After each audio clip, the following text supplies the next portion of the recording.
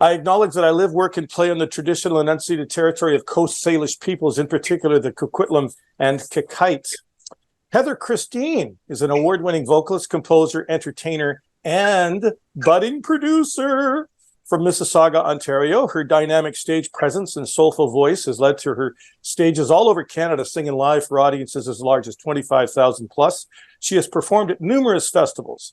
As a recording artist, Heather Christine's original sound is a fusion of jazzman with elements of R&B and pop, and I agree with that. Heather's 2019 debut release, Love in Color, which I want to talk about, garnered international attention, and within the first month of its release, Love in Color rose to number one on the Spanish radio show Smooth Jazz 99.2 FM in Barcelona, featuring many of her original compositions. Welcome to the Jazz Spotlight, Heather. I'm thrilled to be here. Good to see you. So let's start at the beginning. Where did it all start for you, this music career? Well, as a child, I loved to sing, and that was always my escape. And I played a lot of piano. So I'm very lucky that I was born into a family of parents that really supported that and nurtured this creative expression that I had. And my mother said to me as a child, she's like, you were so emotional and you were so creative. So from the get-go, I think I was blessed that I could feel that my purpose was aligned with the arts. So I've had a career. I've been singing professionally since I was 15 years old, singing at Canada's Wonderland, the big theme park. And so performing through then, and I've, danced in films and done television and musical theater and worked in community arts, giving back to the community for many years. And then, as my life progressed, I got married to a professional musician, my husband, Matt Zaddy. So the more that we, got together, performance opportunities kept coming, and I kept going further and deeper into my artistic calling. And I was able to quit my job a few years ago. So 2 years ago, I'm celebrating my musical entrepreneurship anniversary. So I'm really lucky that I'm able to do this full time and meet some wonderful people and amazing mentors along the way. Fantastic. We'll talk about some of that right now.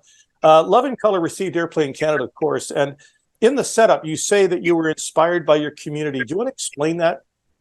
Yes, absolutely. So I live in Mississauga, which is Canada's sixth largest city. And we have a very, very multicultural, very, very engaged and interconnected art scene. So I worked for many years in my early 20s as the communications coordinator for the Mississauga Arts Council. And this was an incredible position for me to work with so many incredible artists. And I was able to meet people like Liberty Silver, who was Canada's first Black woman to ever win a Juno Award, Rob Tardik, another jazz artist, Don Brydup, some really great people. And it was through those interactions one-on-one that I learned so many important life skills for musicians.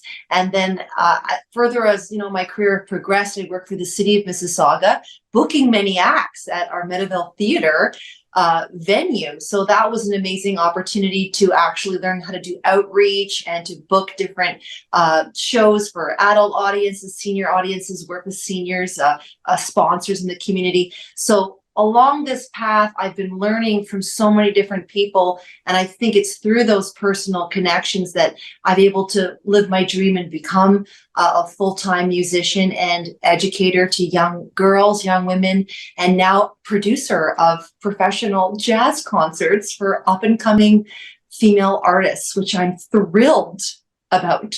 Of course, yes. You're also a songwriter. You collaborate with other songwriters as well. When did you start writing your own music? I started writing my own music when I had a very big crush when I was working at Canada's Wonderland on Nick Cordero. So Nick Cordero was an amazing artist, and he went on to become a Hollywood actor, a leading man on Broadway in many different shows. Cool. And he was 21. I was only 15 years old, but he had his own band and he was writing songs and he was so cool. And we were doing all these duets. And I remember him saying to me, like, do you write songs? And let me hear you scat, girl. Come on. So I think that I was enamored. So I actually started writing my own songs, and I think I gave him like a mixtape. But throughout my life, writing has been such a great way for me to process my life journey and to make sense of life. And it was just been a natural escape for me and a natural like extension of my artistry. But I think that when I was younger, you know, I went through a lot of rejection early on as a musical theater performer and actor, and I never really valued my songs. So I had many pieces I never really thought twice about, but only now kind of later in my life that people are starting to notice my songs and listen to them more seriously, that I'm like, wow, I actually was good all along, but I didn't really value myself. So that's the deeper lesson that's coming from me. And it's a lesson I think that's important about, you know, using our voices and supporting each other. So I'm happy to help other women educators, women performers that are on the same journey as me. Right. Your first album, most of the songs I think were written by you. I told you before we started recording, and I'm being honest about this, I'm listening to your music, and your music goes from my ears to my heart. And I think of the song Blessed by You. Was that written in particular to your husband or for anybody? Yeah, that was. So, you know, I went through a lot of different relationships in my life, and was a single woman living on my own for many years in my 20s and whatnot. And so just meeting my husband was such an amazing journey. And How did you meet? I wrote that song for our wedding day, and I wrote it with a great artist named Eddie Ryder, who's actually the right-hand man for Shawn Mendes. Interestingly enough. Yeah, so he tours with him, but this is before Shawn snagged him. Eddie Ryder came over and we did a session in my house and wrote the song together. So I sang that for my husband on our wedding day, and we're getting ready to celebrate our 7th year anniversary. So thank you. 7-year itch. We're making it through. How did you meet? On the road or in the music business, or how did you meet? Yeah, I was singing in a gypsy band in my 20s with a fellow performer named Julia Juhas. It's also one of my best friends, and she's a Hungarian girl. So we were doing a lot of like R&B and pop and kind of wild things, and we needed a guitarist. So our first call, we didn't know Matt then, was to Dave Barnes, who's a great musician out here in the Toronto area, and he plays with Bywater Call. They're an award-winning like blues act, really, really big in our community. And he couldn't do the booking for us, so he recommended this guy named Matt Zadkovich. And I can still remember the rehearsal where I first laid eyes on my husband, and he was like loading all his guitars from his car kind of a thing. And I was like, who is that? But we both were living with people at that time and in different relationships, so we didn't connect until 2 years later. We got set up on a blind date, and we were ready to meet this blind date person, and we walked in the room and we said, hey, I already know you. Yeah, so it's wonderful to make music with my husband, and he's more of a folk rock artist and a wonderful business guy. He works really, really hard. So it's lovely to work with him and then do our own separate projects as well. Yeah. You were trained at the Royal Conservatory of Music. How was that experience? How did it help you launch your career? What do you think? Oh, well, it gave me the foundations and such. It nurtured my love of music. And I was so lucky to be educated by a professional Broadway artist. So my vocal coach was a lady named Eleanor Calvez, and she performed on Broadway in the 1960s. She was cast by Rodgers and Hammerstein themselves to perform in the debut cast of The King and I. And she was cast in the role of Leot, which was a silent character. But Rodgers and Hammerstein loved my teacher's voice so much that they wrote a song for her to sing. So it was incredible to be educated by a woman who, you know, had seen Barbra Streisand live. She'd sung for Maria Callas. She'd sung with all the big people, the big names, and she performed over in Europe and all the big opera palaces or opera houses, excuse me. So working with Eleanor and being trained first and foremost as a classical singer was great, because it taught me proper technique, understanding of music theory, and really healthy vocal practices, which really served me to this day. So I'm so grateful for that. Fantastic. You also are a seasoned theatrical performer, performing as leading ladies Karen Carpenter, Patsy, Kline, Loretta Lynn, and Bill Culp's main stage musical productions. And you've also appeared in many professional theatrical productions. Tell us about some of those, that experience. Oh, yeah. So I definitely paid my dues for many, many years. So I was performing in tribute shows, which was an amazing opportunity to really learn from amazing professional players and to tour the network of what used to be vaudeville theaters in Ontario. So we traveled all up into the boonies and up into all these different rural communities performing the music of Patsy Kline and Loretta Lynn and Dolly Parton. So I did that for many years and it went over really well. And the music of Patsy Kline is still selling out. Like a lot of those little theaters, we would sell out the shows. And what a great way to learn from the great repertoire of Patsy Kline and Karen Carpenter. But doing these shows and interacting live with the audience and seeing how the music still resonates so powerfully with audiences.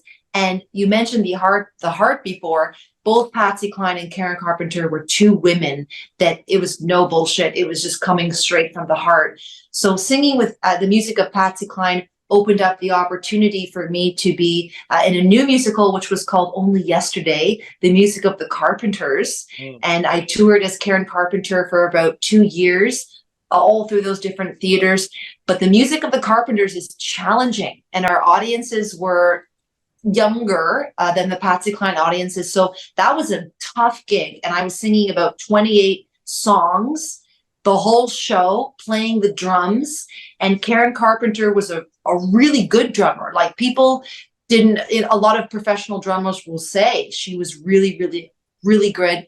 And I don't think given as much credit as she deserved. So learning from her repertoire and singing those complex, like seventh harmonies and diminished chords and all those different things that what was happening in the band with the vocal arrangements for those songs, it was a really, really good learning opportunity. It was a little difficult for me to sing the music of Karen Carpenter because, of course, at the time I was cast in that show, I was the same age that she was when she passed. And I don't really think of myself as an actor these days, but I know that singing the repertoire, I would feel it so deeply that it was difficult for me. It was very sad to sing her music, but I think she was an amazing woman, and I'm so grateful I had that opportunity. And I always said to my friends that I always felt like if Karen could meet me and if she could give me some advice, she would say to me, "Girl, sing your own songs."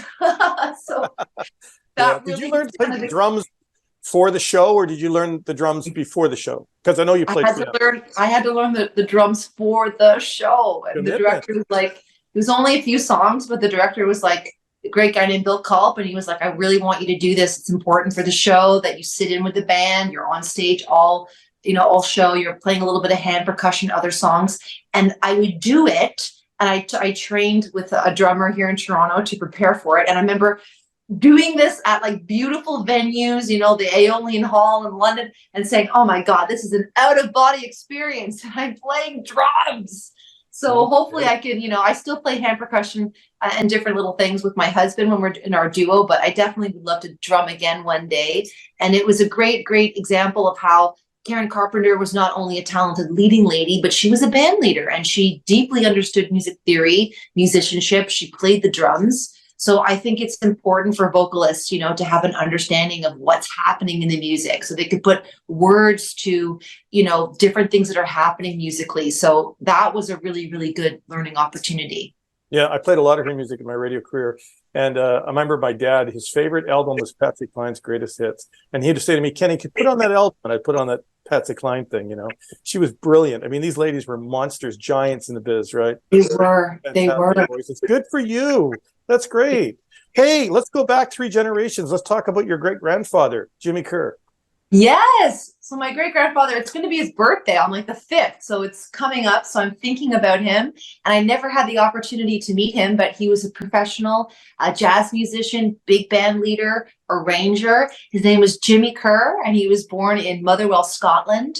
And he had his own radio show during World War II for the American Forces Network. The legend is that he was a stowaway on a ship as a young man, and he taught himself how to play the clarinet and the saxophone.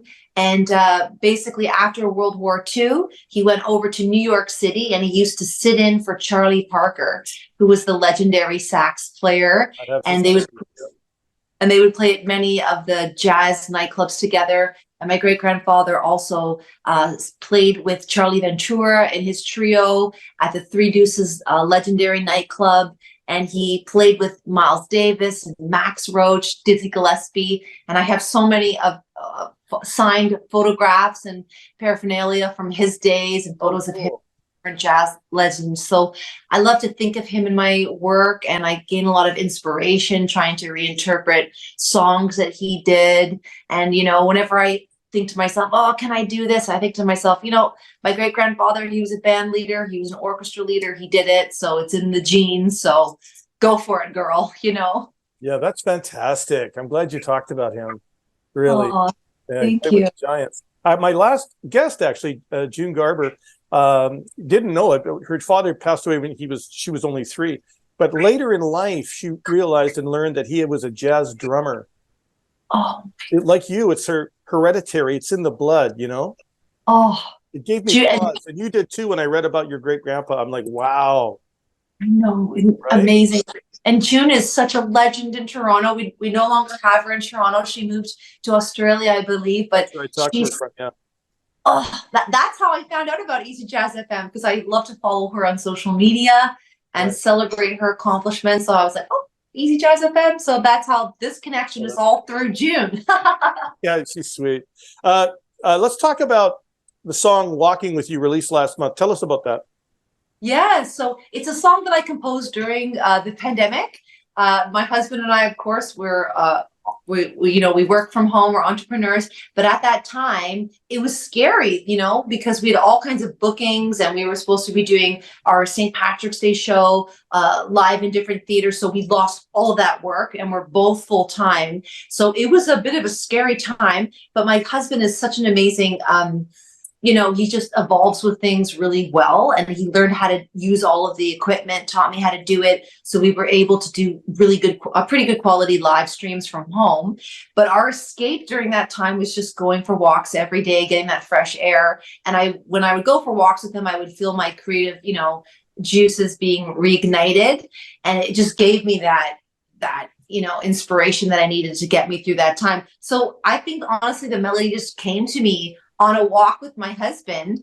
And as the years passed, I had this melody that was strong in my head, and I just really wanted to record it. It's a really good feel-good song.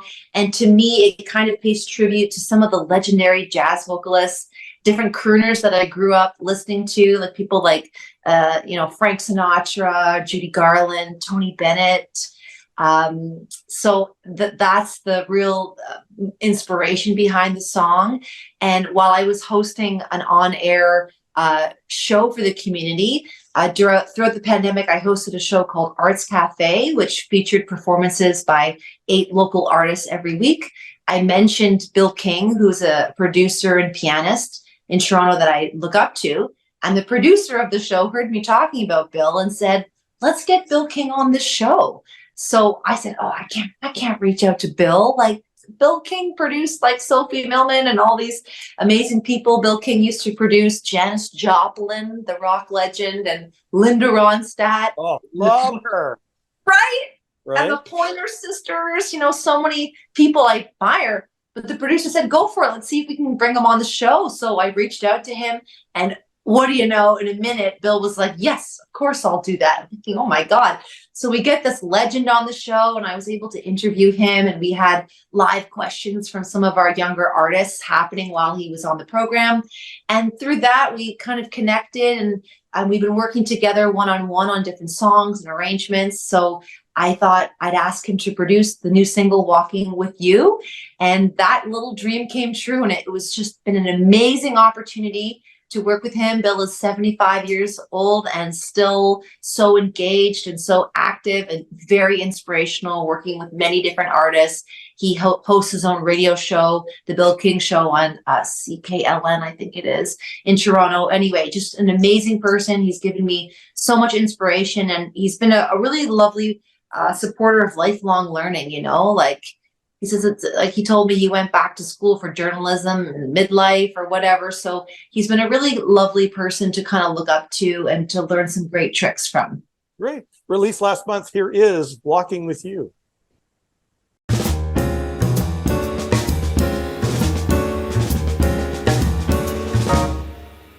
It's a new day, it's a new dawn, it's a new world, and I live it with you.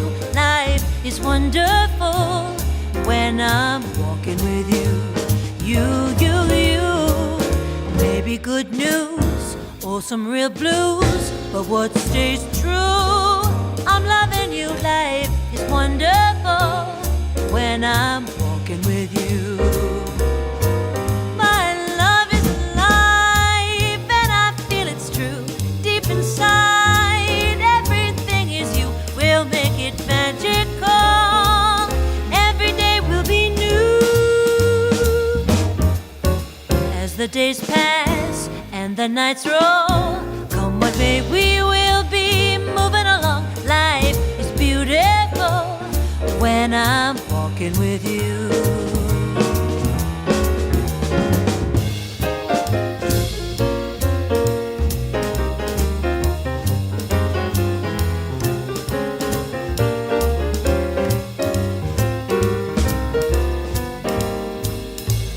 Maybe roadblocks ahead, this much is true.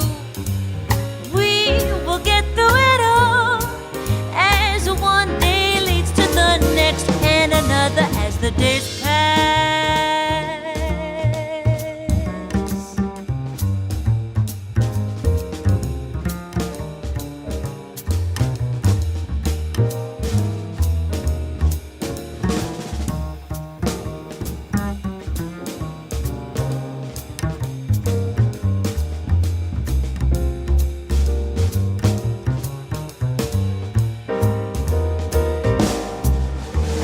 Maybe roadblocks ahead, this much is true.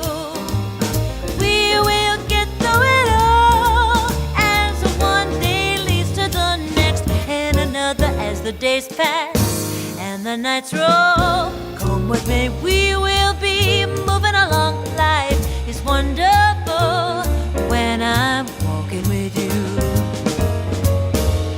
Well, it's wonderful, it's magical, it's wonderful. Well, it's beautiful and it's wonderful when I'm walking with you.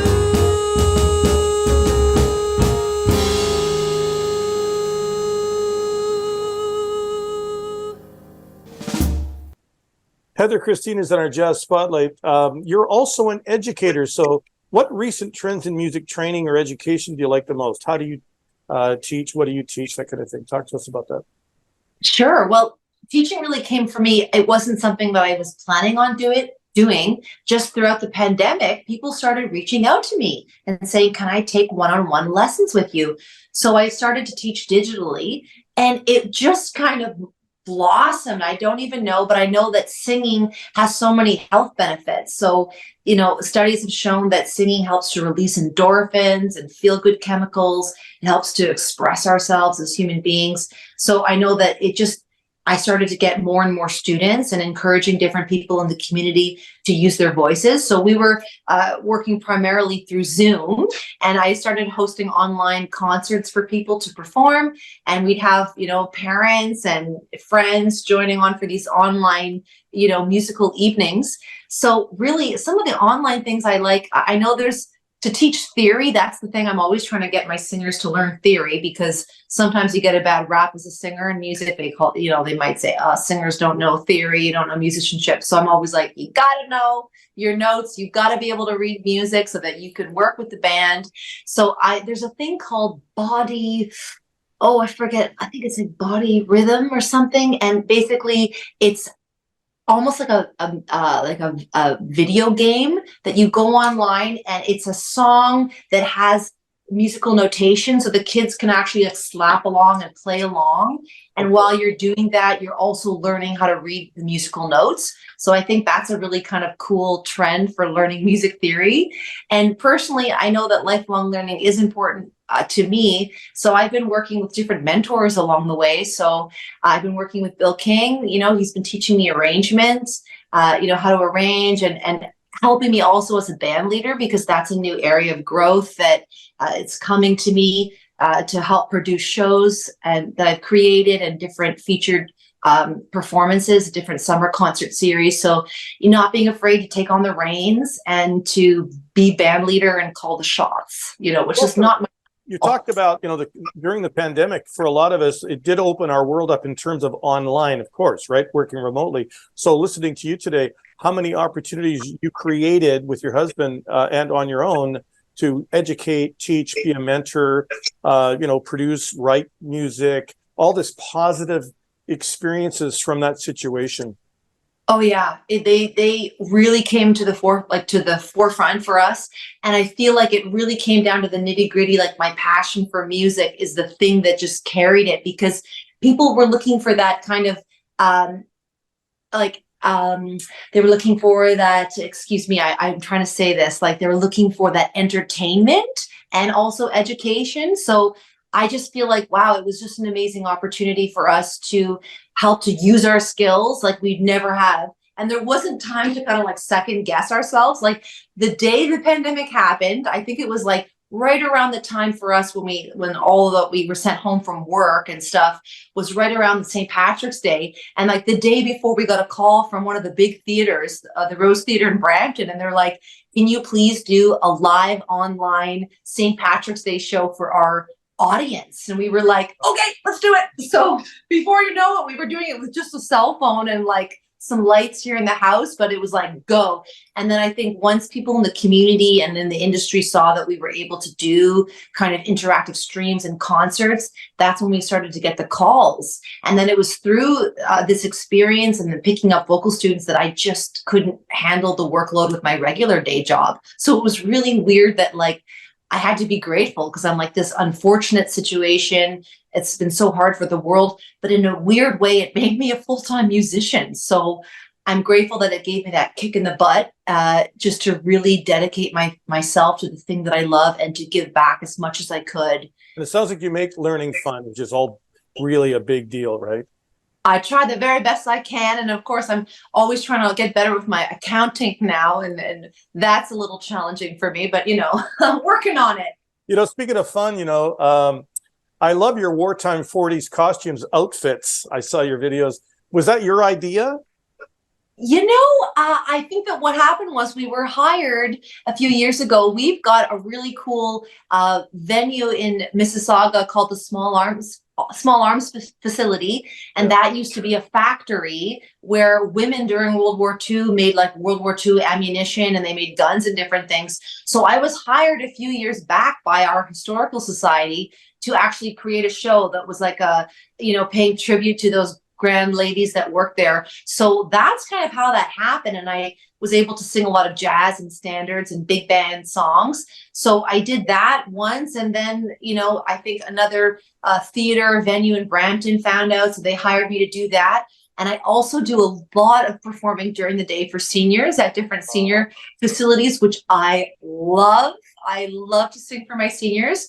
And I sing for the World War II veterans about once a month at Toronto Hospital. So I love to, get dressed up in the vintage regalia and to pay tribute to the great people from that era. Right. I really love it. My dad was a soldier in World War II, married my mom, a war bride. She made ship's compasses in England during the war. So when I saw that video, it really struck. I'm associated with that, emotionally. Very sweet. I liked it.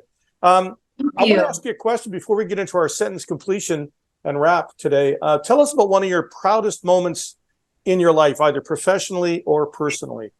Oh, proudest moments in my life. Yeah, sure. Oh, well, I think probably professionally, that would be singing O Canada for 25,000 people live at Celebration Square in Mississauga. Like when there's that many people, it's just an out-of-body experience. And it's at those moments where you're really singing for Canada. You're really singing for the spirit of the people that have just so much gratitude to live in this country. And in those moments, I think about my great-grandparents that came from Europe to live here. And I really try as much to step into my power and to pay tribute to Canada.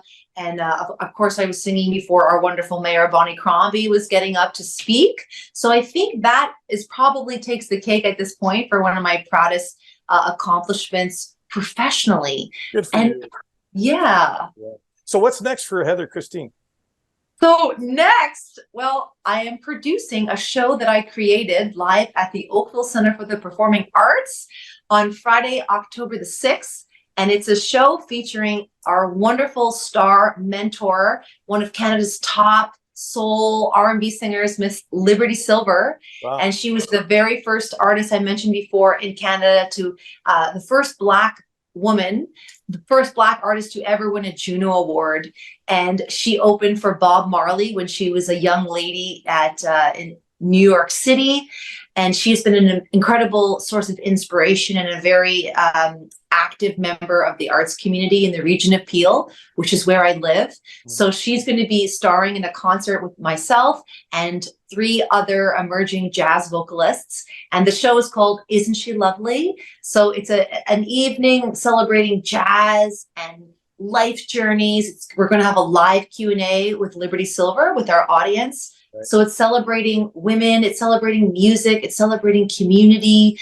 And it's, for me, it's more than just music. It's celebrating our journeys and the power of music, because I feel that music connects with everybody. It doesn't matter if you are into jazz or you're into country or whatever. You don't have to be professional.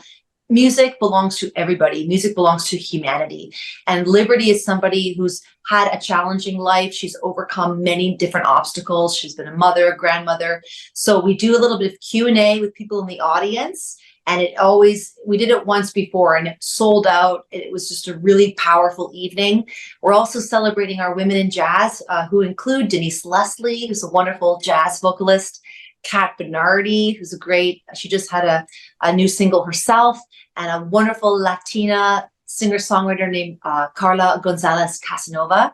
And we're all women at different stages in our life and our creative journey. I know Denise Leslie raised 3 children. They're gone off to university. And now, at this point in her life, she's making her own dreams of a music career come true, which I think speaks to people beyond music. You know, that's a great life story, and I look up to this woman very much. And we have Kat Bernardi that just had her first little baby, and she's back out there and doing big shows and releasing music. And of course, Carla Gonzalez, who's one of our busiest Latina singers here in the GTA. So it's a wonderful night of women coming together, celebrating our journeys and using our voices. Fantastic. I'm sure it'll be a big success. Before we go today, sentence completion. I'm going to start the sentence. I want you to finish without thinking too much.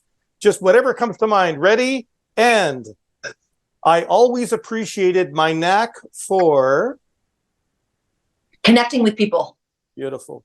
A positive belief I hold to be true is good always overcomes evil. Wonderful. And finally, my home shows that I'm very loving. Thanks for your time today. Keep smiling. Thanks for being in our Jazz Spotlight, Heather Christine. Thank you, Ken.